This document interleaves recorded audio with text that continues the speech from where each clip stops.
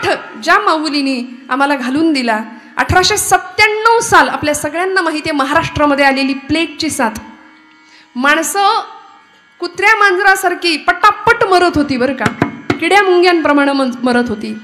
काखेमध्ये प्लेगची गाठ यावी आणि माणूस तापाने फणफणून मृत्युमुखी पडावा, या वेळेमध्ये या माऊलींनी ज्ञानदानाबरोबरचं जे सेवा कार्य केलंय ना ते विलक्षण आहे. आणि ती सेवा करता करता करता करता एका प्लेग झालेल्या मुलाला खांद्यावर उचलून कडेवर घेऊन दवाखान्यात नेईपर्यंत, मुलाचं नाव होतं यशवंत, या यशवंताच्या दवाखान्यात नेईपर्यंत स्वतःला प्लेगची लागण झाली आहे आणि ही माऊली त्यामध्ये संपली आहे.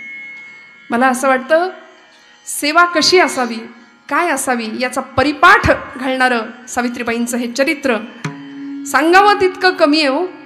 म्हणून आमच्या छत्रपतींच्या साम्राज्यामध्ये, स्वराज्यामध्ये सुद्धा रायगडाचं बांधकाम पूर्ण झालं आणि बांधकाम पूर्ण झाल्यानंतर आज माणसं एवढंसं काही बांधू द्या, स्वतःचा चिरा लावायला किती नावाचा उत्सुक असतात. अमुक अमुक अमुक नावाचा उद्गार लोकांसमोर करावासा वाटतो. काही ठिकाणी कीर्तनामध्ये सुद्धा आम्हाला लिस्ट येते, कीर्तनापेक्षा अर्धा तास त्यालाच जातो सगळ्यांच्या नावाचा उच्चार करायचा. पण इथं काही नाही हो, मला हा अनुभव अजिबात नाही. इथं सगळ्यांच्या नावाचा उच्चार करायचा. आम्ही नावासाठी नाही, नामासाठी इथं आलोय, हे सगळ्यात महत्वाचं आहे. देशमातेच्या, भारत मातेच्या, संस्कृतीच्या, पांडुरंग परमात्म्याच्या आणि आमच्या अधिष्ठात्री जी देवता आहे ना, आमची उपास्य देवता, तिच्याकरता आम्ही आलो इथे. त्यामुळे आज मला आनंद वाटतोय. ही सेवा करत असताना मी म्हटलं की आपण सगळे नावासाठी लढणारी माणसं आपण पाहिली, पण सेवा, त्या सेवेसाठी आजन्म खर्च करणारी माणसं सुद्धा आपण पाहिली. रायगडाचं बांधकाम पूर्ण झालं आणि हिरोजी इंदलकरांनी एक चिरा लावला, तो पायरीशी लावला आणि तिथं लिहिलं सेवेसी तत्पर हिरोजी इंदलकर. का हो? एखादा मोठा चिरा जरी राजांना सांगितलं असतं ना माझ्या नावाचा बांधा, तिथं नाव लिहा, भविष्यातल्या लोकांनी, पिढ्यांनी माझ्याकडे बघू द्या, माझ्या नावाचा उद्घोष करू द्या, नाही, पायरीशी नाव लिहिलं. माझ्या नामदेवांनी पांडुरंगाची भक्ती केली, पण आम्ही चिरे पायरीचे म्हणून आज प्रत्येक जण नामदेवांच्या पायरीला नमस्कार करून पांडुरंग परमात्म्याची पायरी बनवून गेले नामदेव महाराज. संत असू देत, सत्पुरुष असू देत, महापुरुष असू देत, वीर पुरुष असू देत, या मातीमध्ये जन्म घेणारी प्रत्येक व्यक्ती, प्रतिभावंत व्यक्ती इथं आल्यानंतर फक्त सेवेचा पाठ देऊन गेली आम्हाला. म्हणून आज मुद्दाम जाणीवपूर्वक ज्ञानराजांनी आम्हाला सांगितली सेवा, आणि ती सेवा पांडुरंग परमात्म्याजवळ माऊली या अभंगामध्ये मागून घेतायत. विठ्ठल विठ्ठल तुझी सेवा करीन मनोभावे. 12व्या शतकापासून ज्ञानोबांनी जो भक्तीचा जागर मांडलाय की नाही, त्या जागरामध्ये पुढच्या काळामध्ये नामदेव महाराज आले. नामदेवांनी ज्ञानाचा, भक्तीचा प्रसार प्रचार इतका केला की ते नाम पांडुरंगाला भेटायला जावं, वडिलांनी सांगावं, नाम्या पांडुरंगाला माझा नैवेद्य अर्पण कर, आजच्या दिवशी तू काम कर माझं नैवेद्याचं. परमात्मा म्हणायचे, नामदेव महाराज म्हणायचे, बाबा मी एवढूसा लेख कसा जाऊ पांडुरंगाकडे, जा म्हणायले. आणि लक्षात ठेव, पांडुरंग देव जेवल्याशिवाय तू जेवायचं नाही, हा 5 वर्षाच्या लेकराला दिलेला उपदेश होता. देव जेवल्याशिवाय आपण जेवायचं नाही. नामदेव महाराज म्हणाले, हो बाबा. दामाशेठी निघून गेले. दुसऱ्या दिवशी पहाटेच्या वेळी नामदेव महाराजांनी उठावं, सकाळी सकाळी आईच्या मागे टुमणं लावावं, आई लवकर जेवायला तयार कर, लवकर जेवायला तयार कर, मला पांडुरंगाला नैवेद्य अर्पण करायचंय. घेतलं भोजनाचं ताट, निघाले दुडू धावत रावळात. माध्यान्नीची वेळ, सकाळी उठल्यामुळे स्वतःला भूक लागलेली, आणि राऊळामध्ये पोहोचल्यानंतर असं मंडल केलं, ताट ठेवलं, पाणी फिरवलं आणि पांडुरंगाला म्हणले, करा सुरुवात. एवढ्याशा अर्जवानी देव जेवणार आहे का हो? आमच्या घरातलं 5 वर्षाचं लेकरू आठवून बघा, एवढूसा अर्जव केल्यानंतर देव जेवेल का? तुमच्याकडून कधी जेवलाय? आपल्याकडून पांडुरंग कधी जेवलाय का? नाही. नामदेवांकडून जेवले, कारण नामदेव महाराज रडले, पांडुरंगासाठी रडले. आम्ही रडत नाही, आम्ही आमच्या लेकरा बाळांसाठी रडू, आम्ही आमच्या प्रपंचासाठी रडू. सावरकर ब्रायटनच्या समुद्र किनाऱ्यावर हिंद मातेसाठी, मातृभूमीच्या मुक्ततेसाठी रडले. महात्मा ज्योतिबा फुले, सावित्रीबाई फुले रडल्या. जिजामाऊली 350-400 वर्षाचा गुलामीचा अंधकार पाहिला आणि मनामध्ये विचार आला की हे कोण सगळं दूर करेल. म्हणून आई जगदंबेकडे साकडं घातलं की मला असा पुत्र दे. रडल्या का? माझ्या लोकांचा उद्धार व्हावा. मग ती देशभक्ती असू दे, देवभक्ती, दोन्हीकडे आर्तता लागेल. नामदेव महाराजांनी पांडुरंगाला सांगितलं, देवा आता जर जेवला नाहीस ना तर घरातलं लाकूड आणीन म्हणले चुलीतलं. आपली आई जे आपल्याला करते ना ते सगळं तिथं चाललं होतं. बऱ्या बोलानं जेव, नाहीतर आई जसं मला मारते तसा मार देईन म्हणले. शाणं बाळे की नाही माझं, शाणं बाळे, जेव बरं, जेव बरं, जेव बरं करून पांडुरंगाला जेवायला घालतायत. पांडुरंग हले ना, बोले ना. कटेवरी हात तुझे, विटेवरी पाय, कटेवरी हात, विटेवरी पाय, कटेवरी हात तुझे, विटेवरी पाय, कटेवरी हात तुझे, विटेवरी पाय. पंढरीच्या पांडुरंगा, पंढरीच्या पांडुरंगा, पाहतोसी काय, कटेवरी हात तुझे, विटेवरी पाय, कटेवरी हात तुझे, विटेवरी पाय. कटेवरी हात तुझे, विटेवरी पाय, कटेवरी हात तुझे, विटेवरी पाय.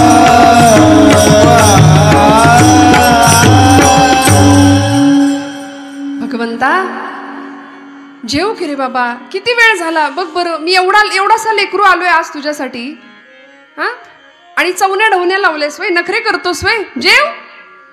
परमात्मा हलेना बोलेना. आणि एक क्षण असा आला, 5 वर्षाचं लेकरू आहे, अलौकिक सिद्धी मिळवली 5व्या वर्षी. 5व्या वर्षी नामदेव महाराज सांगतात, पांडुरंगा आता जर जेवला नाहीस ना तर इथं या तुझ्या पायरीवर डोकं आपटून जीव देईन म्हणाले, संपवेन. आणि पायरी धरली, डोकं आपटणार, थाडकन डोक्याला लागलंच नाही. हातात डोक्याखाली मऊसर हात लागला आणि गाभाऱ्यातनं आवाज आला, नाम्या अरे दगडाचा देव कधी जेवतो का रे? नामदेव महाराज म्हणले, दगडाचा देव कधी बोलतो का रे? बोललास? चाटून पुसून स्वच्छ करायला लावलं ताट. का हो? कारण ज्ञानदेवांनी सांगितलेला भक्तीचा संस्कार पुढच्या काळामध्ये होता. सेवा कशी करायची, भगवंताकडून सेवा करून मागून कशी घ्यायची, की मला तुझी सेवा घडू दे. आणि हेच ज्ञानोबा माऊली आम्हाला पुन्हा पुन्हा सांगतायत अभंगाच्या प्रथम चरणापासून. तुझी सेवा करीन मनोभावे, माझे मन गोविंदी रंग दे. माऊलींनी असं सुंदर देखणं मागणं मागितलंय श्रोते. आम्हाला सेवा करायची, शब्द वापरला मनोभाव. 5 प्रकारचे भाव आहेत म्हणाले. शांत भाव आहे, सख्य भाव आहे, दास्य भाव आहे, वात्सल्य भाव आहे आणि माधुर्य भाव आहे. सर्व प्रकारांनी आम्हाला सेवा करायची आहे.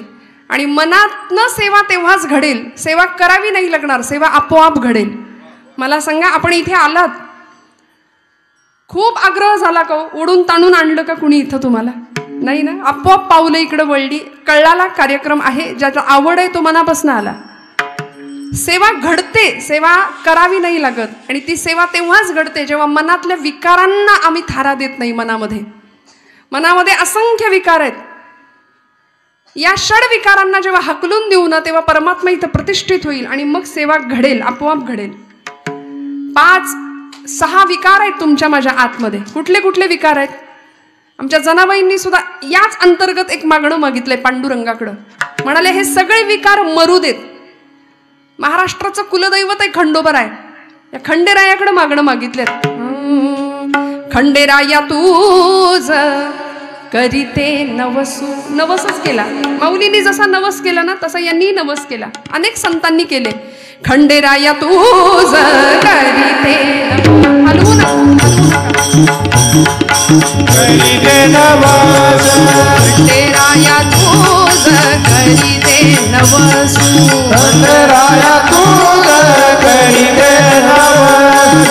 मरुदे सासू खंडेराया, मरुदे सासू खंडेराया, खंडेराया तूज करीते नवसू, खंडेराया तूज करीते नवसू, खंडेराया तूज करीते नवस, खंडेराया तूज करीते नवस. सासू मेल्यावरी तुट आसरा, सासू मेल्यावरी तुटेन आसरा, आता मरू दे सासरा खंडेराया, बया मरू दे सासरा खंडेराया, खंडेराया तूच घरी दे नवस, खंडेराया तूच घरी दे नवस, खंडेराया तूच घरी दे नवस. सासरा मेल्यावरी होईल आनंद. महिला वर्गाला इतका आनंद झाला, बाई बाई बाई, आमच्या मनातलंच गाणं काढलं जनाबाईंनी.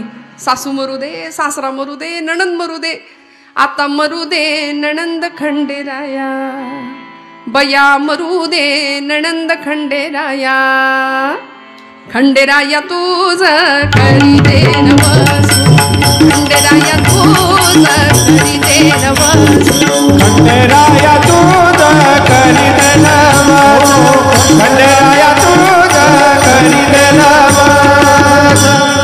काय गंमत आहे. जनाबाईंनी असा आगळा वेगळा नवस खंडेरायाला का केला असेल? माऊलींनी नवस केला मनोभावानी सेवा घडू दे. जनाबाईंचा नवस आहे विकार मरू देत. सासरा म्हणजे काय हो? सासरा हे क्रोधाचं प्रतीक आहे. क्रोध मरू दे माझ्या हृदयातला. सासू म्हणजे असूयेचं प्रतीक मानले. सासू मरू दे म्हणजे घरातली सासू नाही. महिला वर्गांना बरं वाटतं असं काय आलं की नवीन नवीन नवीन. नणंद मरू दे ते तर कधीच जुळत नाही आमचं. पण ही नणंद मोहाचं प्रतीक आहे.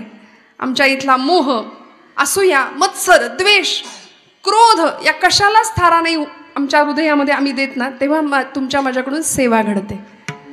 आणि ही सेवा घडावी लागेल. भगतसिंग, राजगुरू सुखदेव, अनंत कान्हेरे, मदनलाल धिंगरा, मंगल पांडे ही सगळी मंडळी हुतात्मा झाली. बलिदान दिलं गेलं देशासाठी, स्वातंत्र्यासाठी.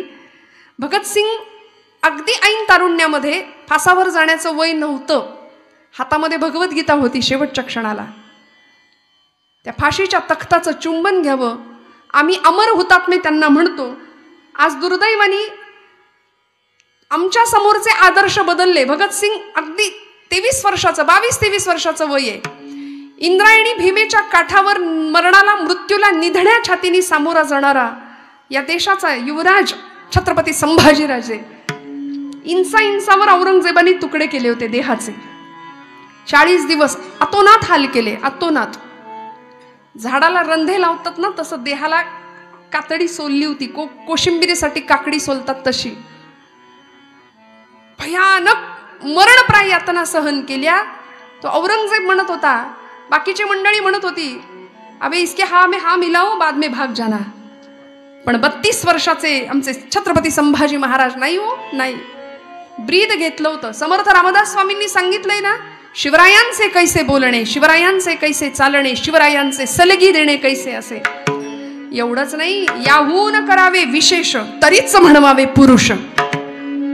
याच्यापेक्षा काही वेगळं करता आलं तर राजे तुम्ही करा. म्हणून मनातल्या मनात अखंड मुखातनं शब्द येत होता, जगदंब जगदंब जगदंब. डोळ्याला औरंगजेब नजर देऊ शकत नव्हता. इतके विलक्षण करारे डोळे होते त्या परिस्थितीमध्ये संभाजीराजांचे. पण ते डोळे सहन होईना, जगदंबचा उच्चार सहन होईना, म्हणून जीभ छाटावी. एखाद्या हशमाला लाल बुंद साळ्या करून तापवून त्या डोळ्यामध्ये घुसवून डोळ्यांची राख करावीशी असं सांगावं. आणि त्याही परिस्थितीमध्ये शांत असा कनातीला कान लावून बसायचा औरंगजेब. आता विवळेल हा, मग विवळेल, ऐक आ आ असा उच्चार करेल आणि मी ऐकेन त्याच्यासाठी असा तरसलेला असायचा. पण नाही हो. सेवेचं व्रत हातात घेतलं, छत्रपतींचा वारसा हातामध्ये घेतला. 40 दिवस मरणप्राय यातना दिल्या आणि मग इंद्रायणी भीमेच्या काठाला आमच्या वडूजवळ आणलं.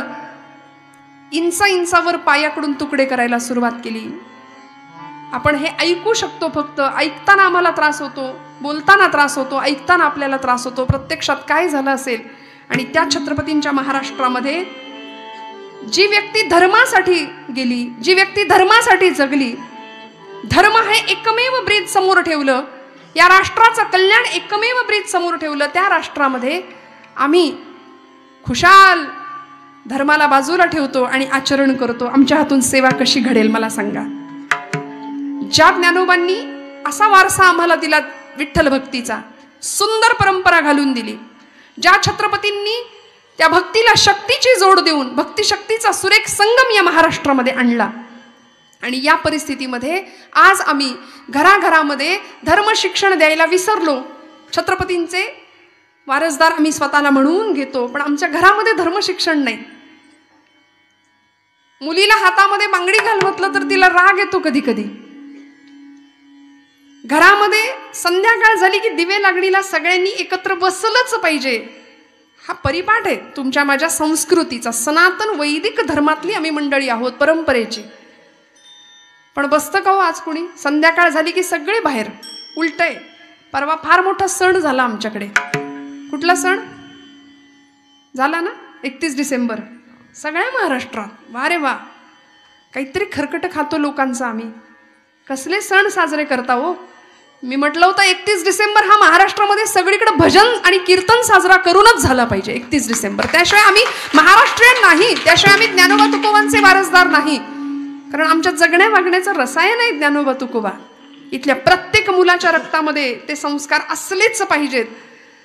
त्याच्या आधी 25 डिसेंबर. बरं, लेकरांनी घातल्या लाल टोप्या इथपर्यंत ठीक आहे, आईवडिलांनी पण म्हणजे त्यांच्या बुद्धिमत्तेची दृष्ट काढावी मीठ मोहऱ्यांनी, असं मला कधी कधी वाटतं. कुठे चाललो आम्ही? मग या सगळ्याचा विचार करावा. म्हणून मला या शाळेचं विशेष कौतुक वाटलं की इथे पालक आणि लेकरं एका विचाराखाली, एका छत्राखाली एकत्र येत आहेत, संस्कृतीचा जागर घालतायत आणि आपण सगळे त्याला अतिशय सुंदर पद्धतीने साथ देत आहे. दृष्ट लागेल असा उत्सव आहे श्रोते हो. माझ्या परम भाग्याने आपल्या सगळ्यांच्या दर्शनाचं आज मला भाग्य मिळालंय. माऊलींनी पांडुरंगाकडे सेवा मागितली, तुझी सेवा करीन मनोभावे. शब्द वापरला मनापासून, उगीच आपलं करायचंय म्हणून नाही. असाच एखादा उत्साही कार्यकर्ता असतो बघा, भक्तीमध्ये, देशसेवेमध्ये, समाजसेवेमध्ये, त्याला काहीतरी करायचं असतं. मी असं करीन, मी तसं करीन, मी याव करीन, त्याव करीन. पारावर बसतो, हातामध्ये पत्ते असतात. या देशात क्रांती झाली पाहिजे, हातात पत्ते, हातामध्ये कॅरम आहे, हातामध्ये मोबाईल आहे. मोठा माणूस घरातलं काहीतरी सांगतंय, बाबा रे ऐक ऐक. पितृतुल्य एखादी व्यक्ती 16-17 वर्षाच्या पोराशी काहीतरी बोलत असते, काहीतरी संवाद करत असते. हे घराघरातलं दृश्य आहे. त्याच्या हातात मोबाईल आहे, तो वर बघायला सुद्धा तयार नाही. जुना काळ होता. आपण सगळी मोठी मंडळी आहात. आपण इथे माझ्या वयाच्या, माझ्यापेक्षा मोठ्या महिला वर्ग आहे. मला सांगा, घरामध्ये कुणी पुरुष वर्ग आला तर पटकन सोफ्यावरनं उठणं, उभं राहणं ही संस्कृती होती, हा आचार होता. आता नाही, कसेही लोळतात. येऊ दे वडील, येऊ दे, नाही तर आजोबा येऊ दे. हातामध्ये मोबाईल आहे, वडील सांगतायत अरे ऐक मी काय म्हणतोय, अरे ऐक मी काय म्हणतोय. त्याचं तोंड मोबाईलमधनं बाहेर नाही. शेवटी अरे ऐक माझं काय आहे म्हणून 100 आठ्यांचं जाळं इथं आणायचं. आणि मग वडिलांना उलट. मला सांगा, या सगळ्यातून आम्हाला काय मिळणार आहे? कसं कळणार हू आय एम? कसं कळणार what is the mission of my life? मी जन्माला का आलोय? माझ्या जीवनाचं ध्येय काय? मला इथं येऊन करायचंय काय? या सगळ्या प्रश्नांची उत्तरं आम्हाला संतांनी त्यांच्या वाङ्मयात दिली श्रोते हो. आज घरामध्ये सगळ्या वस्तू आहेत. फर्निचर भरलंय, माणसांना बसायला जागा नाही एवढं फर्निचर आहे. सगळे एकदम all is well. Sofa set, kitchen set. सोफ्यावर बसणारा माणूस कायम अपसेट आहे, कायम चिंताग्रस्त आहे, कायम दुःखी, कायम नैराश्य आहे, कायम ताण आहे की नाही महिला वर्ग? हो म्हणा. कसलं एवढं टेन्शन आहे? लगेच माना तुम्ही हलवल्या. पण आहे बरं का, सगळं करावं लागतं की नाही? रांधा वाडा, उष्टी काढा, आलं गेलं बघा, बाहेरचं बघा, घरातलं बघा. आणि एवढं करून एवढी महत्वाची वेळ झी मराठीची 8 ते 10 ती सोडून इथं कीर्तनाला या, आहे की नाही? केवढा मोठा त्याग आम्ही केला.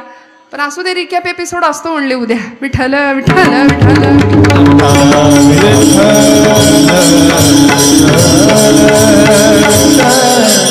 त्यामुळे काही काळजी नाही, आम्ही तोही आस्वाद घेतो नाही का. उद्या टीव्हीला डबल एपिसोड असतात का नाही ते. पण तरी सुद्धा महिला वर्गाचं कौतुक या करताय की सेवा कशी करावी हे त्यांना सांगावंच लागत नाही लागत सांगावं. माऊलींनी सेवा पांडुरंगाची मागून घेतली. आज माझा महिला वर्ग स्वतःचं घरदार सोडून, स्वतःच्या मातापित्यांना मागे टाकून इथे येतो. तुमचा संसार फुलवतात त्या. कुठल्याही प्रकारची तडजोड करायला तयार असतात. मी आताच्या मुलींबद्दल नाही बोलत आहे, मी आताच्या मुलींबद्दल नाही. पण आमच्या 60-70च्या एखाद्या मावशीला विचारा, काडीला काडी जोडून प्रपंच करून दाखवला तिने. कधीच तडजोड नाही, कधी बोटं नाही मोडली. आमच्या वडिलांना नव्हती अक्कल, काही पण बघून दिलंय आणि त्यांनी खडे मोडले नाहीत, कधीच खडे फोडले नाहीत. सगळं स्वीकारलं, सगळं सहन केलं आनंदाने. मला असं वाटतं सेवेचा पाठ या मातावर्गाकडून घ्यावा. म्हणून ज्ञानोबांना सुद्धा जगाने विश्व माऊलीचा दर्जा दिला की नाही, माऊली म्हटलंय. एवढ्याशा 16 वर्षाच्या लेकराला विश्व माऊली म्हणून दर्जा दिला. का हो? मनोभावानी सेवा कशी करायची याचा पाठ संतांनी आम्हाला घालून दिला. त्यांच्या ग्रंथामध्ये तुमच्या माझ्या सगळ्या प्रश्नांची उत्तरं सुद्धा दिली. आम्ही विनाकारण बाकीचे वर्कशॉप करायला जातो. मी ठोंबरे सरांना मनापासून धन्यवाद देईन की आज कीर्तनाच्या माध्यमातून, व्याख्यानांच्या माध्यमातून, अन्य प्रबोधनाच्या उपक्रमाच्या माध्यमातून ही खऱ्या अर्थी कार्यशाळा आहे, मोठी कार्यशाळा, हे वर्कशॉप आहे मुलांना घडवण्याचं, मुलांवर संस्कार करण्याचं. शालेय शिक्षणा व्यतिरिक्त काहीतरी वेगळं आम्हाला त्यांना देता यावं, हा उत्तम पाठ तुमच्या सगळ्यांच्या डोक्यात आहे. कारण होतच असो, लॉर्ड मेकॉले नावाचा जो इंग्रजी तत्ववेत्ता भारतामध्ये आला ना इंग्रजांच्या बरोबर, त्यांनी पहिल्यांदा काय बघितलं असेल तर भारतातली शिक्षण व्यवस्था बघितली. म्हणाले भारताची शिक्षण व्यवस्था इतकी विलक्षण आहे की या भारतावर आम्ही या शिक्षण व्यवस्थेमुळे सत्ता गाजवूच शकत नाही कधी. हे इंग्रजांना कळालं होतं 150 वर्षापूर्वी. त्याच्याही आधी 16व्या शतकापासूनच इंग्रज इकडे यायला लागले होते रिकामी आगबोटी घेऊन. इथला ताग, इथलं लोखंड, इथलं सोनं भरभरून नेत होते बोटीमध्ये आणि आमचा स्वाभिमान स्वतःच्या टाचेखाली तुडवून टाकत होते. शिक्षणास हेतू नाही धर्म संस्कृती बुडवावी हेतू इंग्रजांचा. कुठल्याही प्रकारचा धर्म इथल्या देशातल्या मुलांना नसला पाहिजे किंवा त्या धर्माचं ज्ञान नसलं पाहिजे, या एका जाणीवेनी इंग्रजांनी इथली पहिली शिक्षण पद्धती बदलली. नुसती बदलली नाही, अनेक लोक आले, आक्रमक आले, मुघल आले, सुलतान आले, लुटारू आले. इथे तक्षशिला, नालंदा नावाची विद्यापीठ होती आमच्या भारतीय या मातीमध्ये, जाळली अक्षरशः लोकांनी. 6-6 महिने पुस्तकं जळत होती श्रोते हो, 6-6 महिने पुस्तकं जळत होती. इतकं ज्ञान भारतीय संस्कृतीच्या आचारांचं विचारांचं होतं. आणि एवढं करून लुटारूंचंच आम्ही गुणगान गातो, जो जीता वही. वाटलंच मला, मी तेच वाक्य म्हणतेय की आम्ही लुटारूंचं गुणगान गातो, जो जीता वही सिकंदर. छे, आजपासून म्हणी बदलायच्या. जो जीते वही छत्रपती शिवाजी महाराज, जो जीता वही महाराणा प्रताप, जो जीता वही पृथ्वीराज चौहान, जो जीता वही राजा विक्रमादित्य. अरे कितीतरी नाव आहेत, या भरपूर यादी आहे आमच्याकडे. एक जरी नाव आम्ही उच्चारलं ना तरी असा रोमांचित होतो आम्ही. अभिमानाने भरून यावा अशी व्यक्तिमत्व या मातीमध्ये होऊन गेली. आम्ही कशाला फुटक्या लुटेरूंची नावं आज पर एवढ्या दिवसानंतर सुद्धा ते इतकं डोक्यात पक्क बसलंय ना, जो जीता वही सिकंदर. लुटारू होते हो, इकडे आले होते रिकामे हाताने, चोरून नेलं सगळं. एक दिवस असा होता, एक काळ असा होता की इथल्या घरातनं सुवर्णाचा धूर निघत होता, प्रत्येक घरातनं सोन्याचा धूर निघायचा. परक्यांनी यावं, लुटून न्यावं. नामदेवांच्या नंतर एकनाथ महाराजांचा जो काळ आला ना, त्या पाठोपाठ आमचे तुकोबा आले. नाथांच्या काळात तर इतकं भीषण भयान वास्तव होतं, सगळीकडून यवनांची आक्रमण होती. 5 पातशायांची निर्मिती महाराष्ट्रात त्याच काळात झाली होती. आणि हे सगळं ऐकायचं सोडून आम्ही कीर्तनामध्ये 2 तासाच्या कीर्तनात जर विनोदाची अपेक्षा करत असू ना तर आमच्या आयुष्याचा हसू करून घेऊ आम्ही. मला माफ करा. विठ्ठल विठ्ठल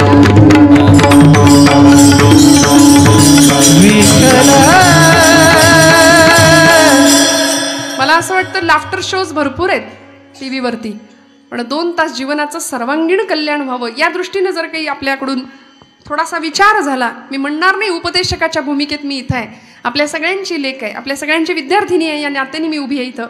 पण मला एवढंच वाटतं की 2 तास प्रचंड आयुष्यातले मोलाचे क्षण तुमच्या माझ्यासाठी आहेत. म्हणून रिलॅक्स होऊन पूर्ण जीवनाचं तत्वज्ञान इथे या धर्ममंडपाखाली घ्यायचं आपण. आणि मग त्यानंतर आम्ही काय करायचं, आमचं वर्तन कसं असलं पाहिजे यानुसार थोडासा विचार झाला पाहिजे.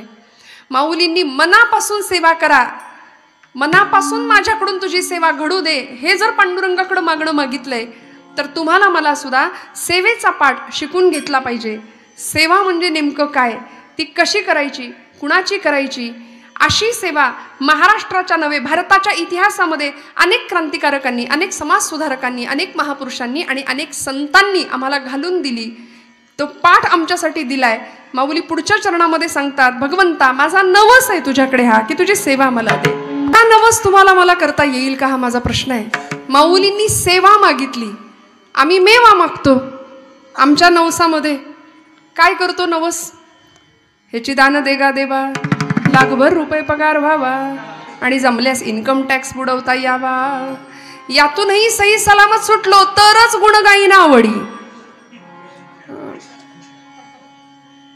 हे असलं दळभद्री आमचं मागणं आहे भगवंताकडे. सेवा मागून घ्यावी. मला असं वाटतं सावरकरांना काय कमी होतं, बॅरिस्टर झाले होते, लंडनला गेले होते, उच्च पदवीधर झाले, उच्च शिक्षण घेऊन आले, पण तिथल्या विद्यापीठांनी सांगितलं की ही जी पदवी आहे ना तुमची बॅरिस्टर, ही आम्हाला देऊन टाका परत. म्हणाले आम्ही तुम्हाला पदवी देतो, पण म्हणाले भारतासाठी हे जे काही तुमचे प्रयत्न चालू आहेत ना ते सोडून द्या. भारताच्या मुक्ततेसाठी जे प्रयत्न चाललेत किंवा भारताचं पारतंत्र्य मान्य करा आणि आम्ही कायमस्वरूपी भारतामध्ये सत्ताधीश राहू, तरच ही पदवी तुम्हाला मिळेल. सावरकरांनी अशी कागदाची ती गुंडाळी केली, नवे फाडून टाकलं, तोंडावर फेकलं, म्हणले चाल आईला विकून तुझ्याकडून पदवी घेऊ काय रे. माझी आई आजारी आहे आत्ता, माझी मातृभूमी पारतंत्र्यात आहे आणि आईला आजारी ठेवून मी हे भोग सुखाचे भोगणार नाही, हे त्या महापुरुषांना माहिती होतं. म्हणून ब्रायटनच्या समुद्र किनाऱ्यावरती ढळ ढळ ढळ ढळ आसव गळत होती आणि आई मातृभूमीची आठवण येत होती. मला कधी कधी प्रश्न पडतो, छत्रपती शिवाजी महाराजांचा सुपुत्र छत्रपती संभाजी महाराज, एकदम रेडीमेड स्वराज्य होतं हातात, राज्याभिषेक झाला होता, उत्तम राहता आलं असतं की नाही, सुखोपभोग घेता आला असता की नाही, कशाला आयुष्याचं बलिदान द्यायचं. सावरकर पदवी होती हातात, कुठंतरी 10, 12, 15, 20 एकर जमीन घेता आली असती, मस्त फ्लॅट्स घेता आले असते, उत्तम जगता आलं असतं, चौपाटीवर जाऊन भेळपुरी खाता आली असती, उत्तम आयुष्य मजा मारता आली असती.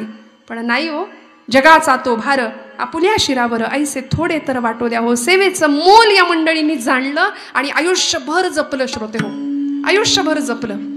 त्यामुळे बसले ब्रायटनच्या समुद्र किनाऱ्यावर आणि त्या मातृभूमीला सांगत होते, नेमजसीने परत मातृभूमीला, सागरा प्राण तळमळला, तळमळला सागरा. नेमजसीने परत मातृभूमीला, सागरा प्राण तळमळला, तळमळला सागरा. भूमातेच्या चरणतला तुझ. हलवू नका दादा, हलवू नका, बरं कमीच राहू द्या आवाज. भूमा हे समुद्रा, माझ्या आईचे पाय धुताना मी तुला पाहिलंय. बघा तुम्ही आमची भारत माता, तीनही बाजूनी समुद्र पाय धुतोय, तिचं चरण प्रक्षालन करतोय. तू माझ्याकडे फेसाळलेल्या लाटा दाखवून खदखद हास्य करू नको. म्हणाले या फेन मिशे हससी निर्दया कैसा.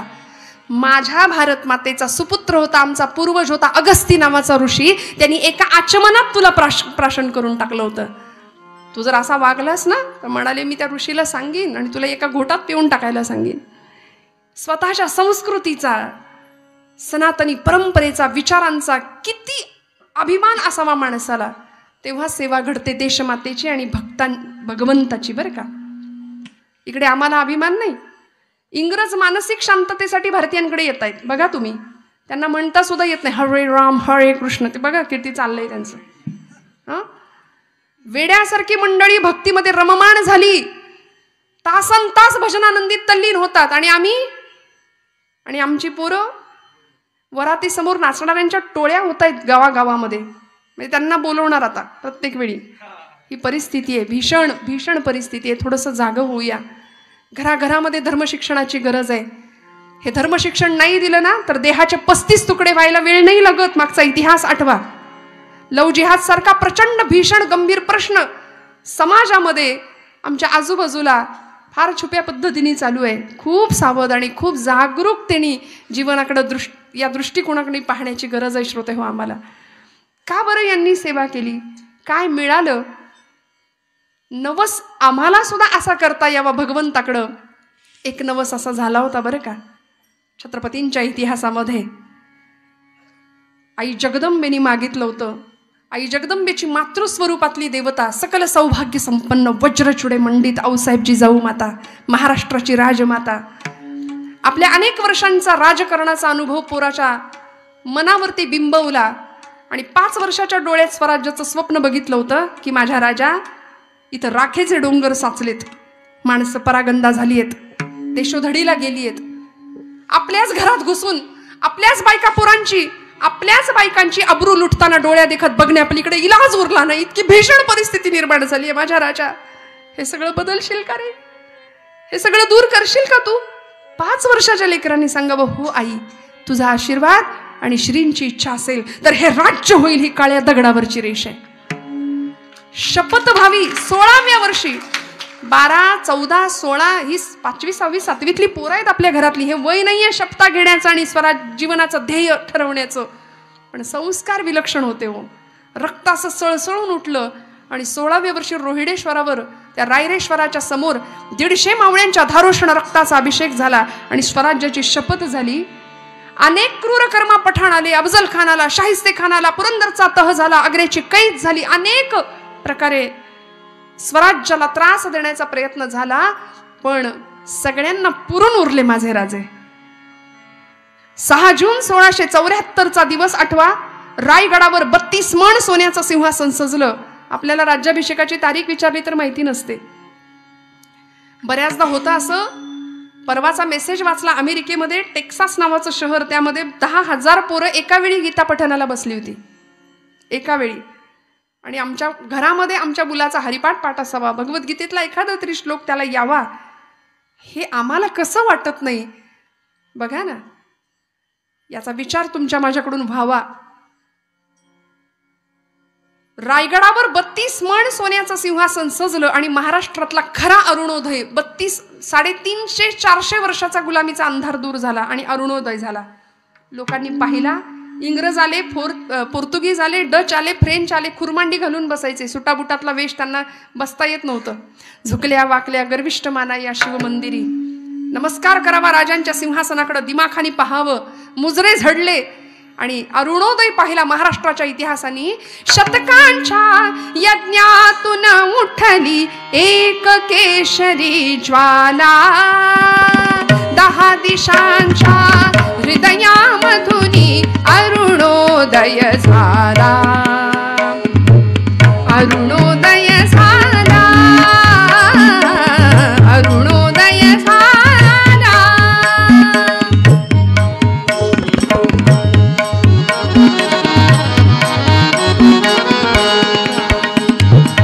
शिवप्रभूंची नजर फिरे अंगा सिंधू यमुना गोदा कलशातून आल्या. 7 नद्यांचं 7 समुद्रांचं जल माझ्या राजाच्या डोक्यावर अभिषिक्त होत होतं.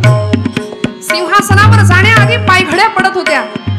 प्रत्येक पायघडीमध्ये शिवबा राजांना या स्वराज्यासाठी बलिदान दिलेला एक एक मावळा दिसत होता. तान्हाजी मालुसरेंचा चेहरा दिसला. तान्ह्या, गड आला पण सिंह गेला रे, तुझ्यामुळे हे स्वराज्य मिळाले.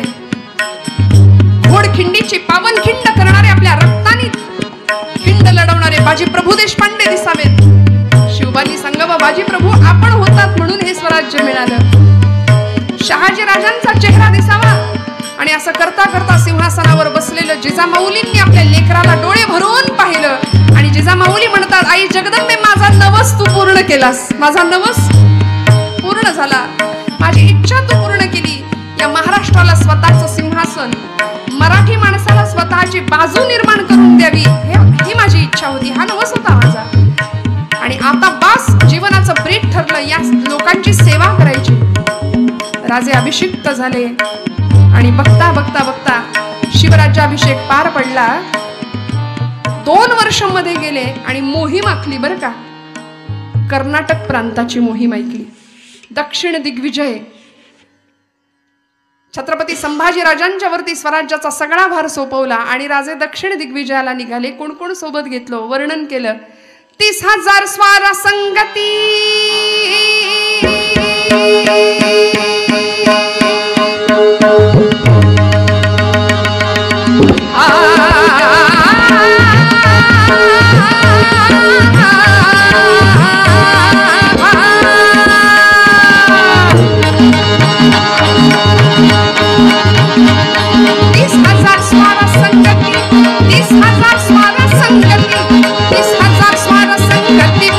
चालती काळाला भीती खेती पायदळ 50,000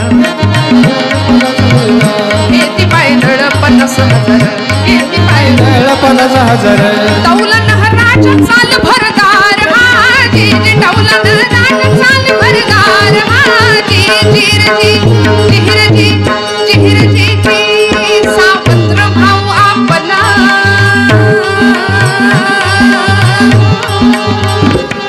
सावत्र भाऊ आपला भेटूया त्याला बघूया काय हाल हवाल तिथली शिवाची भूती तिकडं वळली धन्य कन्नड भूमी झाली हजी धन्य तेलंग भूमी झाली हजी जिरजी जिरजी जिरजी 30,000 स्वार सोबत घेतले 30,000 50,000 पायदळ 30,000 घोडदळ झाले किती जागेत ना आपण सगळे नक्की मागे 80,000 लोक सोबत घेतले आणि राजे दक्षिण दिग्विजयाची मोहीम गाजवायला निघाले. दक्षिण प्रांतामध्ये हसन अली कुतुबशहा नावाचा एक राजा राज्य करत होता. त्याला असं वाटलं शिवाजी जैसा खूंखार दुश्मन नाही है, आक्रमण करायला येतायत वाटतं, म्हणून कडेकोट बंदोबस्त. आणि मादण्ण पंत आणि आकण्ण पंत आपल्याकडचे सरदार त्यांच्याकडे चाकरीला होते. मी नेहमी सांगते आपल्या माणसांची मन मनगट आणि मेंदू बऱ्याचदा त्यांच्यासाठीच कष्ट झाले. फितुरीचा रोग आमच्या राष्ट्राला होता, त्याची फळं दुर्दैवानी आज आम्ही सुद्धा भोगतोय की काय असं म्हणावं असं वाटतं. मादण्ण पंतांनी सांगितलं हुजूर हुजूर शिवाजी का सैन्य आया है, शिवाजी की सेना आई है, शिवाजी जैसा खूंखार दुश्मन नहीं और शिवाजी जैसा दिलदार दोस्त भी नहीं है, ऐसा सुना है हमने. मुसा नावाची नदी हैदराबाद शहर आजचं पूर्वीचं भागानगर, त्या नदीच्या शेजारी राहुट्या पडल्या, शामियाने सजले आणि छत्रपती शिवाजी महाराज 80,000 मावळ्यांना घेऊन तिथं राहतायत. हसन अली कुतुबशहा म्हणतो याला जेवणाचं आमंत्रण देऊन आपल्या बाजूला वळतं करून घेऊया. पूर्वीपासून ही पद्धत आहे बरं का. विठ्ठल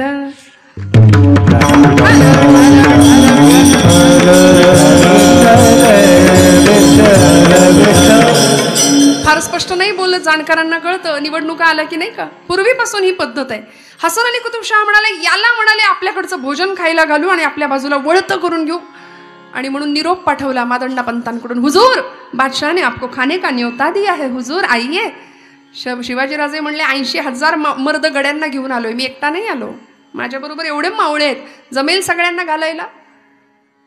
चालेल म्हणाले, हरकत नाही. आणि महाराष्ट्राच्या आवडीचं काय हो ताट, मेनू कार्ड बघा आता. हा नक्की का तुमच्या डोक्यात दुसरं काही नाही ना. महाराष्ट्राच्या आवडीचं भरलेलं ताट पुरणपोळीचं. श्रीमंती आहे हो आमची श्रीमंती कोणी लक्षात घेत नाही. पूर्वीच्या जुन्या महिला वर्गाला आठवा, विचारा त्यांना काय त्रास होता. शेराचं पुरण आणि 4 बायांचं मरण असं म्हटलंय, आहे की नाही मावशी. रांधा वाडा उष्टी काढा, किती कष्ट हो, किती. आता सगळं आलंय, आता कपडे पिळावे सुद्धा लागत नाहीत, ऑटोमॅटिक, फुल्ली ऑटोमॅटिक सगळं आहे की नाही. पण इंग्रज जेव्हा भारतात आला की नाही पहिल्यांदा, तेव्हा त्याला प्रश्न पडला होता की ही पुरणपोळी भारतीयांनी बनवली कशी. म्हणाले ऊपर चमडा नीचे चमडा अंदर माल गया कैसा, असं म्हणायचं इंग्रज. की भारताला पुरणपोळी, महाराष्ट्रातल्या लोकांची पुरणपोळीची खासियत. म्हणाले हे पुरण शिरलं कसं, त्याला फार प्रश्न पडायचा. बादशाह म्हणाला ही पूर्णावरणाचा बेत करूया. म्हणाले केला पूर्णावरणाचा बेत, केला पूर्णावरणाचा बेत,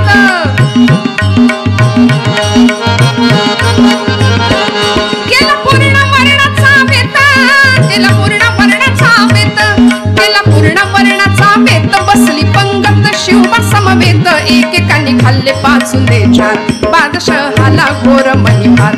अजून हे किती अन्न खाणार हाजी, अजून हे किती अन्न खाणार हाजी, जिरजी जिरजी.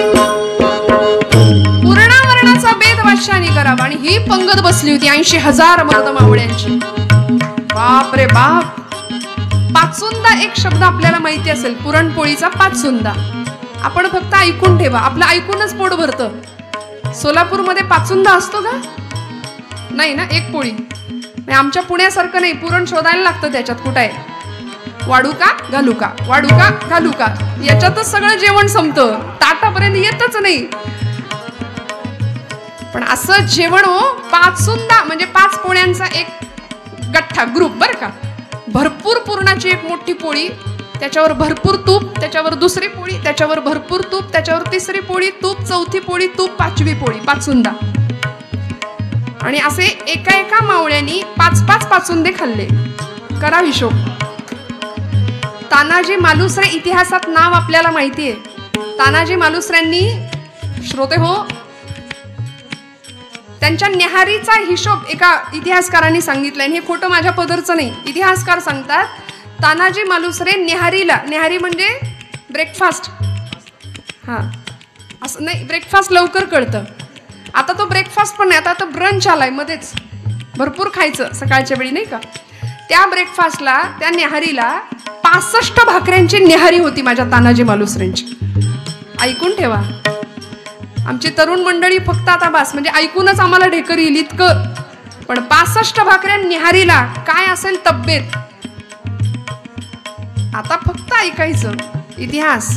शहाण्यांनी पोवाड इतिहास रचला आणि अतिशहाणे आता मग नुसतं ऐकून ऐकून ऐकून ऐकून फक्त पारावर बसून, याला काही कळत नाही, त्याला काही कळत नाही, या मंत्र्याला काही कळत नाही, त्या संत्र्या, याच्यातच आम्ही मात्र आमचं जीवन चाललंय. आम्ही कुठे काय करतो. आमच्यापासून सुरुवात काय करायची. पूर्णावरणाचा बेत झाला. 80,000 मर्द मावळे जेवायला एकत्र बसले श्रोते हो. आणि इतकं खातायत बादशाला घोर पडला. बाप रे बाप. रघुनाथ पंत हणमंते नावाचे सरदार छत्रपतींसोबत होते आणि रघुनाथ पंतांना बादशाने विचारलं, बाप रे बाप पंत कितने खा रहे तेरे आदमी. रघुनाथ पंत म्हणाले, हाथी इतना खाते हैं और हाथी को मारने की ताकद रखते हैं म्हणले. आमची माणसं, आमची मावळेगडी, आमचे मर्द हत्ती एवढं खातात आणि हत्तीला मारण्याची ताकद ठेवतात. आणि एवढं ऐकलं आणि रघुनाथ पंतांच्या डोक्यात, त्या बादशाच्या डोक्यात एक किडा वळवळला. म्हणले, हत्तीला मारण्याची ताकद आहे, क्यों ना आजमाले. हातच्या काकणाला आरसा कशाला पाहिजे. म्हणून दौंडी पिटवली. उद्या सकाळी छत्रपती शिवाजीराजांचा एक माणूस आणि हसन अली कुतुबशहाचा एक हत्ती माजलेला, यांच्यामध्ये विषम युद्ध होणार. दौंडी पिटली सगळ्या भाग्यनगरामध्ये. पुन्हा सांगते, भागानगर म्हणजे पूर्वीचं भाग्यनगर आणि आताचं हैदराबाद. मुसा नावाची नदी आहे तिथे. त्या हैदराबाद मधली घटना आहे. छत्रपती गेले होते दक्षिण दिग्विजयाला. राज्याभिषेकानंतर घडलेला प्रसंग आहे. आणि त्या दौंडी बरोबर काय झालं असेल आमच्या सैन्याचं. 80,000 मावळे आले होते ना राजांसोबत. पक्षफूट, राजीनामा, नको नको नको बाबा, बाजूलाच होऊया, असं काही नाही ना. अहो, एकेकाचे मावळे शिवाजीराजांना भेटून सांगायला लागले, हुजूर राज अक्षी काय बी काळजी करू नका म्हणले. आपल्याकडे एक एक सिंहाचा छावा आहे. मरू तर देशापायी आणि जगू ते बी देशापायी. राज कशापायी काळजी करतायसा. छत्रपतींना काय अभिमान वाटावा आपल्या लेकरांचा, आपल्या मावळ्यांचा, आपल्या गड्यांचा. परीक्षा घेतली. रात्रीच्या अंधकारात जरा गेले. म्हणले बघावं चाचपावं, कुणी घाबरलं नाही ना. म्हणून वेश बदलला राजांनी आणि गेले. म्हणाले, घाबरलाय का तुम्ही. उद्या सकाळच्या टायमाला तो शिवबा राजा तुम्हासनी पायदळी देणार आहे हत्तीच्या. भ्या नाही वाटत. एकदा सगळ्यांनी त्याच्याकडे असं बघितलं. तू कोण आहेस रे म्हणले. फुटून आलाय की काय. आमच्या शूरांच्या सैन्यामध्ये अशी भाषा करणारा तू कोण आहेस. छत्रपतींना एकेकाने उत्तर द्यावं, मराठ्यांची पोरं आम्ही, भिणार नाही मरणाला, मरेंगे मगर हटेंगे नाही सो मरगठ्ठे. ही मराठा शब्दाची व्याख्या आहे की नाही, ही छत्रपतींची वेगळी होती बरं का. आम्ही 96 कुडी 92 कुडी यातच अडकलोय. ते आधी क्लिअर करून घ्या. महाराष्ट्रात राहतो तो मराठी. विठाल विठाल.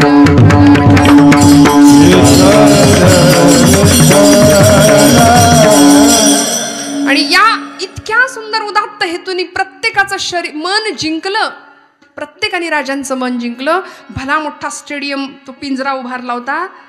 लोण्यात माती कालवली होती. लोण्यात रात्रभर हत्तीला दारू पाजली होती.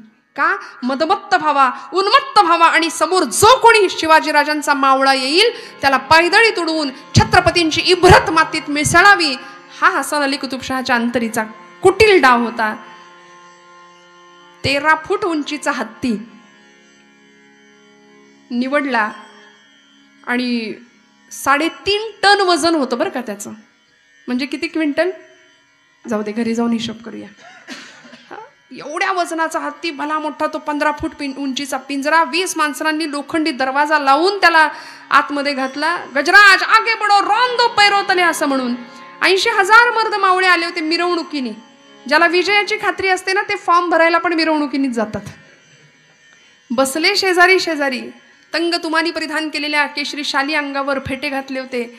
आणि यार म्या लढन, तुला कोण बोलवतंय, म्या लढन हत्तीशी. ऐन वेळी ठरणार होतं, ऑन दी स्पॉट.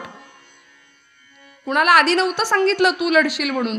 आणि इकडे हसन अली कुतुबशहाचं 60,000 सैन्य, हिंदुस्थान पाकिस्तान जणू काही 2 असे पक्ष. आणि त्या 60,000 सैन्यांमध्ये चर्चा चालली आहे की ओबे तेरे को क्या लगता है, हाथी मरेगा या इंसान मरेगा. तो दुसरा म्हणला अपन को क्या करे, अपने को क्या करना है, कोई भी मरे, हाथी मरे या इंसान मरे.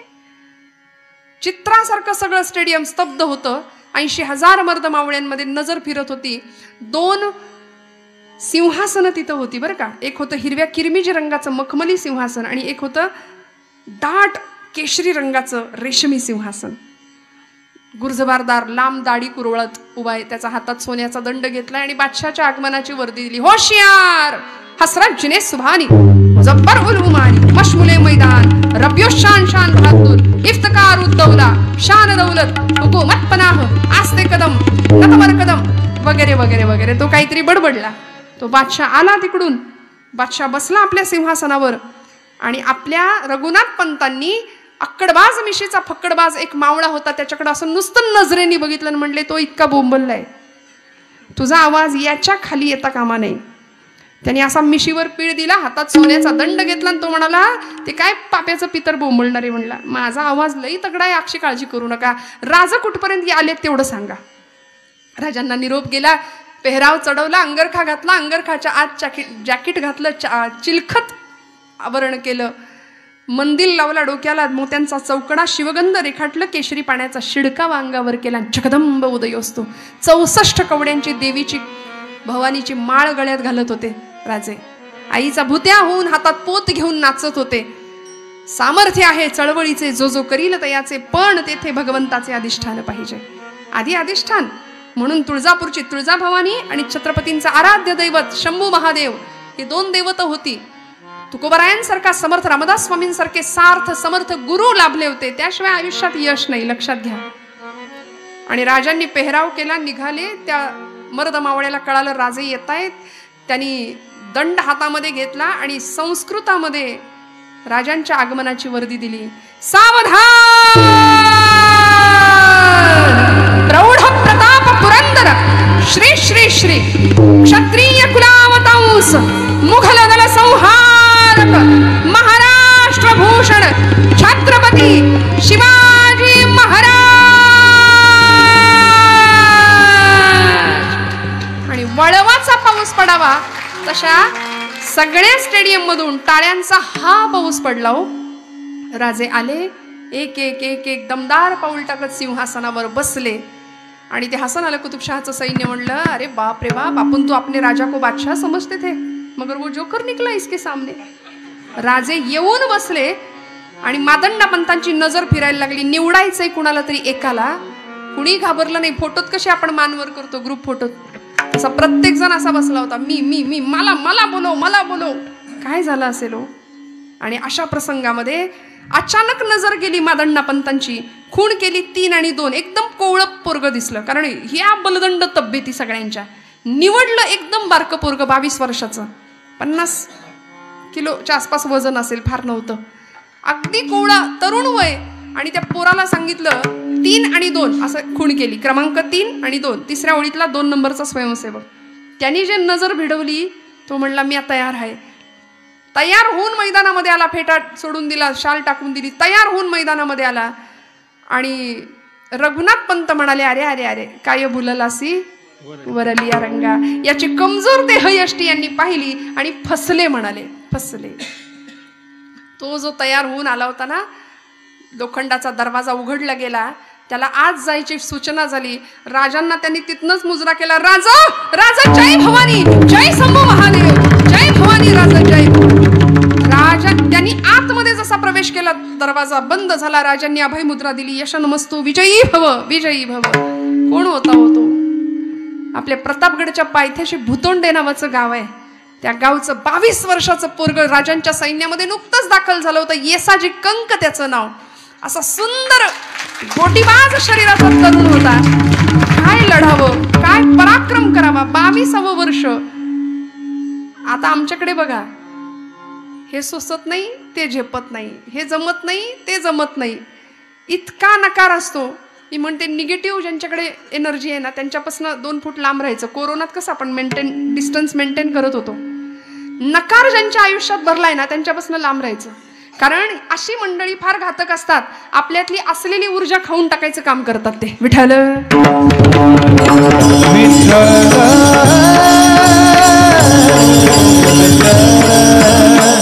आणि सुरू झाली हो शर्यत. त्या हत्तीला हेच नवल होतं की मेरे सामने कोई खडा है. कारण लोक असे गडबडा लोळायचे. गुन्हेगारांना पायदळी तोडवण्यासाठी त्याला वापरलं जायचं.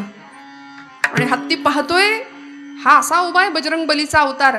हत्तीने त्याला एका सोंडेनी थापेनी मारण्याकरता सोंड वर केली, फटका मारला. येसाजीला वाटलं पहिला फटका खाल्लाय, दुसरा खाल्ला तर तिसरा खातोय की नाही कळायला जिवंत राहणार नाही. सोंडेत हत्तीची ताकद आहे. आणि खरं आहे ना, प्रत्येक अवयवामध्ये प्रत्येक प्राण्याची ताकद असते. हत्तीची मॅक्झिमम ताकद त्याच्या जागेत ना. आपण सगळे विंचवाची ताकद त्याच्या, सापाची ताकद त्याच्या, बोकडाची ताकद त्याच्या आणि गाढवाची ताकद त्याच्या. जाऊ दे, ज्याला अनुभव असेल त्यांना माहिती. जे हत्तीने सोंड वरती गेली येसाजीला फटका मारायला, येसाजीने समशेर हातात घेतली, उलटा वार केला, सोंड खाली आली आणि उलटा वार केला, खाडकन वार कारीगर झाला. हत्तीची कितीतरी वजनाची सोंड खाली पडली, रक्ताची चिळकांडी आणि हे रक्त चिखल झाला हो, रक्ताचा चिखल झाला. पाय घसरायला लागला. तो हत्ती अजून चिडला, चिकळला, उन्मादात आला, येसाजीचा प्राण घ्यायला टपला. एवढं मोठं त्याचं गंडस्थळ मस्तक. तो असा येसाजीला दाबायला पुढे पुढे पुढे पुढे. एवढे मोठे सुळे त्याच्या 2.5 फूट लांबीचे. येसाजी मागे मागे मागे, हत्ती पुढे पुढे पुढे. सगळ्या पिंजरा धडधड धडधड धडधड धडधड करायला लागला. धडक बसत होती पिंजऱ्याला. आणि गंडस्थळाने म्हणजे मस्तकाने तो येसाजीच्या छातीवर दाबत होता. येसाजी अंदाज घेत होता किती वेळ तो मागे राहतोय पुढे राहतोय, किती वेळ. प्राणायाम जे करतात त्यांना माहिती आहे. म्हणून तरुण मंडळीला मनापासून विनंती आहे, करत जा काहीतरी. पूरक, कुंभक, रेचक फार गरजेचं आहे. शस्त्र हातात घेणं पाप नाही हो. सावरकर म्हणले, शस्त्र पुण्य ना स्वयेची, शस्त्र पाप ना स्वयेची, इष्टता अनिष्टता त्यास हेतून ये. रामाच्या हातात सुद्धा धनुष्य होतं आणि रावणाच्या हातात सुद्धा धनुष्य होतं, पण आपण पूजा करतो रामांच्या कोदंडाचीच. शस्त्र हातात घेणं पाप नाहीये, पण त्यामागचा हेतू फार महत्वाचा आहे. उत्तम लढता आलंच पाहिजे. इकडे आमच्या मुली सगळ्या माता भगिनी ते नवरात्रात फक्त गरबा खेळणं हा पराक्रम नाहीये. तलवारबाजी, रायफल शूटिंग, उत्तम कराटे, उत्तम जुडो आलंच पाहिजे. स्वसंरक्षण, त्याशिवाय काहीच उपयोग नाही. महिषासूर मर्दिनी 9 दिवस महिषासुराला रक्ताने माखलेली होती. 9 दिवस नवरात्र फक्त लढत होती. तिला रंगाच्या साड्या नेसायला वेळ नव्हता. कुठल्याही धर्मशास्त्रात, कुठल्याही ग्रंथात, कुठल्याही पुराणात असं लिहिलेलं नाहीये की अमुक दिवशी देवीने अमुक रंगाची साडी नेसली होती. कुणी व्हॉट्सअपला फिरवलंय मला माहिती नाही, पण हे फार भयानक आहे तुमच्या माझ्यासाठी. सावध होऊया. आपल्या लेकींना स्वसंरक्षणाचे धडे नवरात्रीच्या दिवसात देऊया. त्या निमित्ताने तलवारबाजी, लाठीकाठी प्रशिक्षण देऊया. उत्तम, जितकं उत्तम देता येईल तेवढं देऊया. आणि आज काळाची ती गरज आहे. महिला वर्गांना मी हात जोडून आपल्याला विनंती करते, अजिबात वाईट वाटून घेऊ नका की हे काहीतरी वेगळं आहे का. नाही, ह्या सगळ्याची आज गरज आहे. येसाजीनी आतमध्ये प्रवेश करावा. हत्तीनी पूरक कुंभक केलं, भरपूर श्वास रोखून धरला येसाजीने. आणि हत्तीने त्याला मारण्याकरता पुढे मागे करता करता एक तसुभर मागे सरकला. अंदाज घेतला तसा यांनी सगळा साठवलेला सगळा श्वास म्हणजे प्राण सोडला. सरकन येसाजी खाली घसरला आणि हत्तीची धडक बसली पिंजऱ्याला. सगळा धडधड धडधड धडधड धडधड धडधड तुटतो की काय अशी अवस्था. आणि या प्रसंगामध्ये आता हत्ती चेकाळला होता, चिडला होता. सगळं स्टेडियम असं चित्रासारखं स्तब्ध होतं. हत्तीचा पाय येसाजीच्या अंगावर पडला. पाय घसरला येसाजीचा गाल्यामध्ये, खाली कोसळला. हत्तीचा पाय येसाजीच्या अंगावर इंचांनी ते पोरग गाल्यात दाबायला लागला हत्ती. छत्रपतींनी रघुनाथ पंतांकडे असं बघितलं. पंत शब्द देऊन बसलात. मराठ्यांची पोरं हकनाक मरण्याकरता शिवसैनिक होतात का? उद्या याच्या आईने किंवा बायकोनं मला जर प्रश्न विचारला, महाराज माझा पोरग कुठं आहे, महाराज माझा धनी कुठं आहे, तर काय उत्तर देऊ? काय उत्तर देऊ? काय करावं? आणि अशा वेळी मराठ्यांचं दैवत असलेले छत्रपती शिवबाराजे आई जगदंबेकडे अवतान घालत होते. आई माझ्या बाळाला वाचव, आई माझ्या बाळाला सांभाळ. माऊलींनी सुद्धा भगवंताकडं असंच मागणं मागावं की असं चैतन्य त्याच्या हृदयामध्ये प्रेरित कर. चित्त चैतन्य चोरून नेले, चित्ताला मिळणारी चैतन्याची अनुभूती तू त्याच्या अंतःकरणात निर्माण कर. तुकोबराय ज्ञानोबराय सांगतात अभंगाच्या शेवटच्या बापर कुमदेवी विठ्ठले हो, बापर कुमदेवी विठ्ठले हो, बापर कुमदेवी विठ्ठले हो, बापर कुमदेवी विठ्ठले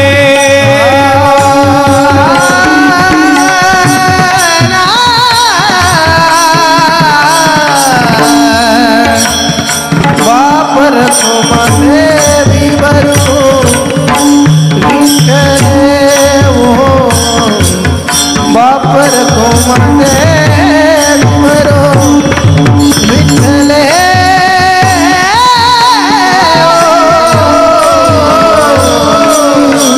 विठ्ठले बापर कुमदेवी विठ्ठले चित्त चेतन चोरोनी हो, चोरोनी चित्त चेतन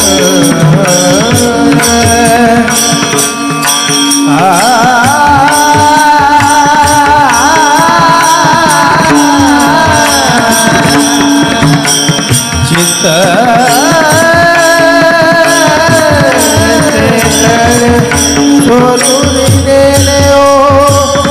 नमस्ते नमस्ते महादेव नमस्ते नमस्ते नमस्ते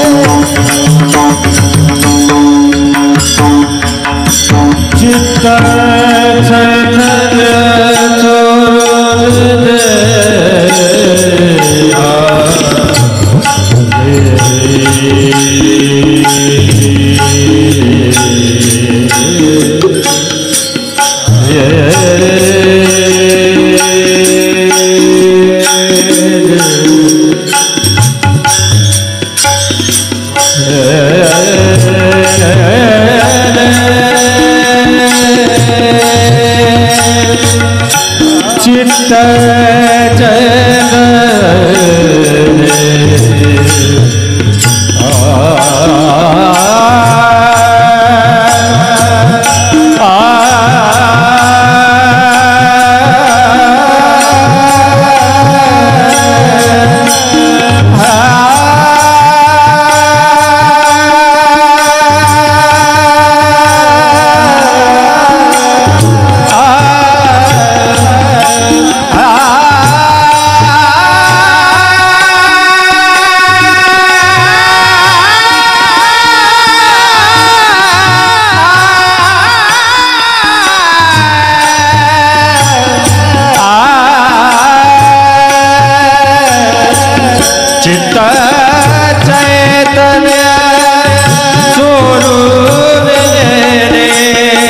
चित्त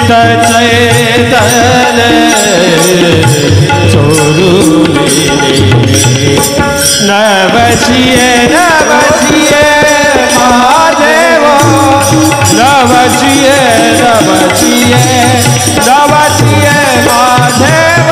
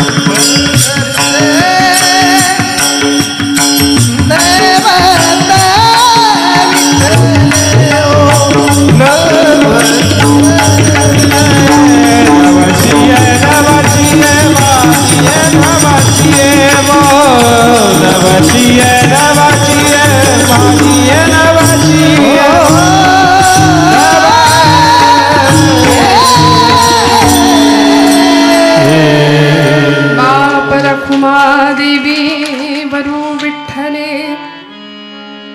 चित्त चैतन्य चोरून नेले नवसिये नवसिये माझे नवसिये पंढरीचे दैवते विठ्ठले तजरे अभिमान कान गुनियन तजरे अभिमान कान गुनियन तजरे अभिमान कान गुनियन तजरे अभिमान कान गुनियन गुण की सेवान मान अवमान गुण की सेवान मान अवमान तजरे अभिमान जान गुनियन तजरे अभिमान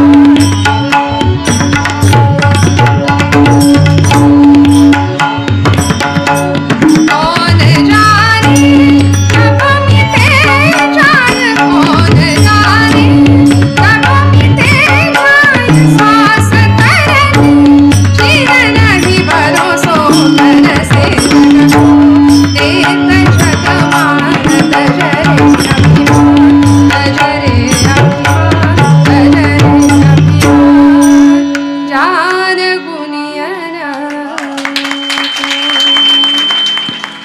इंसानी गाल्यामध्ये दाबला असणारा जात असणारा ईसाजी राजांची प्रार्थना जशी जगदंबेने ऐकली, माऊलींची प्रार्थना जशी पांडुरंग परमात्म्याने ऐकली, तशी जगदंबेने ऐकली आणि त्याच्या मेंदूमध्ये एक विचार शिरला.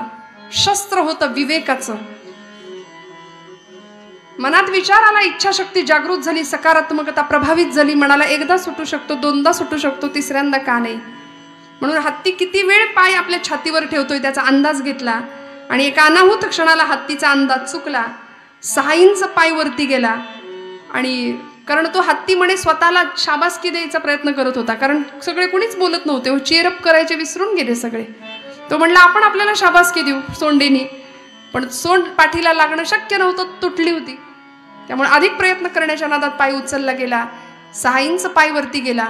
यांनी मुका साधला, सरकन बाजूला घसरला, तानपट्टा हातात घेतला, दुसऱ्या हाताची पकड दिली, राजांना तिथून मुजरा केला आणि आता म्हणाला इकडे तिकडे वार करत बसायला नको, 10:30 वाजून गेलेत. सरळ म्हणाला गंडस्थळावर एक मर्मभेदी खाडकन घाव घातला. अशी रक्ताची चळकांडी उडाली. हत्तीचा 3.5 टन वजनाचा देह त्याला पेलवेना. घेरी आली, बेशुद्ध झाला, कोसळला. रक्ताच्या थारोळ्यामध्ये रक्तानं माखलेला येसाजी. स्टेजवर त्याला बोलवलं. मोहरांनी भरलेलं ताट, एक शिरपेच, एक राजवेश. बादशाह म्हणाला ले लो और कुछ चाहिए तो मांग लो. कल्पना करा ना त्याच्या जागी आपण असतो तर. मी तर लोकसभा विधानसभा तिकटच मागून घेतलं असतं पटकन, पण तो खानदानी होता. तो म्हणाला बस, एका मर्द मराठ्याच्या जीवाची किंमत 50,000 मोहरा. अरे याच्यापेक्षा आमचा राजा कितीतरी श्रीमंत आहे. वाह फकीरी क्या है अमीरी, दासी तेरे चरणों की. शिवबा राजांनी मेलो असतो तर आमचं स्मारक बांधलं असतं. आता जगलोय तर आमची घरधनी, माझी माय, माझी मातृभूमी, माझं स्वराज्य किती खुश होईल, किती आनंदात होईल. शेवटी एका राजाला, एका दैवताला, एका मातृभूमीला काय हवंय हो? तिच्या भक्ताकडून फक्त सेवा हवी आहे, निष्काम सेवा. आज तुमच्या माझ्याकडून अशी सेवा घडावी मातृभूमीची, देशमातेची, आपल्या परंपरेची, आपल्या समृद्धीची, आपल्या श्रीमंतीचा आपल्याला अभिमान पाहिजे. स्वामीजी म्हणायचे भारतातले लोक किती वाईट वागतात, कारण त्यांना स्वतःच्या श्रीमंतीचाच अभिमान नाही. परकी माणसं हात जोडतायत मानसिक शांततेसाठी ना, आम्ही तिकडे चाललोय. असं उलटा प्रवाह नको. आमच्याकडे प्रचंड मोठं सामर्थ्य आणि श्रीमंती आहे उज्ज्वल परंपरेची, ती जपावी. बस मी आता माझं कीर्तन संपवणार आहे. मला माहिती आहे खूप वेळ झालाय, आपण खूप वेळ बसला आहात, घड्याळ खूप पुढे सरकलंय. पण एक मी नेहमी बऱ्याचदा कीर्तनात सांगत असते की आता ताई तुमचं कीर्तन झालं, तुम्ही एवढं सांगितलं, आता आम्ही काय करायचं? ऐकून झालं तेवढ्या पुरता प्रभाव बरा नाही. आपल्या पातळीवर आपण एवढंच करू शकतो. एका जंगलाला आग लागली होती आणि वणवा पेटला होता. एक साधू धावत होता, संन्याशी. एक पक्षी त्या जंगलामध्ये एका झाडाच्या शेंड्यावर बसला होता. तो साधू म्हणत होता की अरे बाबा सगळे उडून गेले पशुपक्षी, तू का बसलायस? त्यांनी एक उत्तर दिलं, ते उत्तर घरी घेऊन आज जाऊया. तो म्हणाला फल खाये इस पेड़ के गंदे किए हे पात.